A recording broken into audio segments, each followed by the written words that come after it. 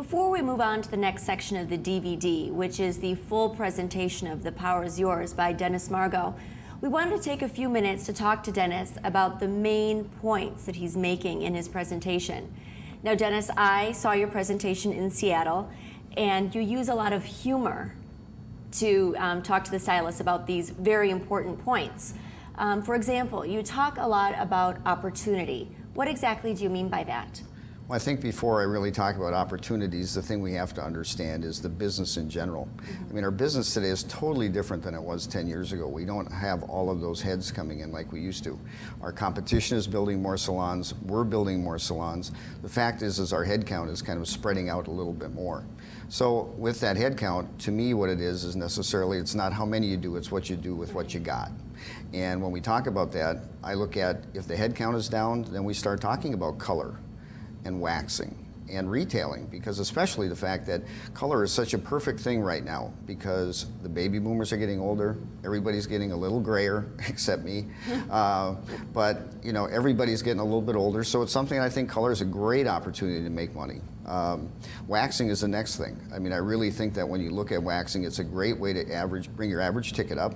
It's also a great way to have a quick service, so it's a really fast service. Retailing is something that's always there. I mean, I think it's something that's really important to make sure our clients walk out of the salon with our products, because I think it's important for the retention of that client. Now, I know that color is a great opportunity for stylists to make more money, but do stylists face challenges with doing color? Well, I think color is probably the biggest challenge that they have. And to be a good colorist, it's not a one-class thing. It's a lifetime commitment to be a good colorist, because what happens is you have to do it over and over and over again and get better at it. So fear is really the biggest thing that they come up against. And next would be training. I think training is really, really important to make sure that they really know what they're doing. And mentoring within the salon itself is important, so they get a chance to really see and formulate during the color process. So when we talk about color and the challenges they have, like I said, they're not going to get confident unless they go through the fear stage and through the training stage, and then once they get confident, that's when the color will start, and that's when they'll start making all the money. And now, does that fall under, you talk about the stylist taking responsibility? Well, I think that, you know, I look back at my career and it was always everybody else's fault but mine, why I wasn't making money. I mean, it was something that, you know, I was looking at attitudes, and I was looking at, you know, the way for me to make more money, and I was struggling. But the unfortunate part is that it was everybody else's fault but mine. And I think it's something that right now is so important, because we don't have any flexibility anymore.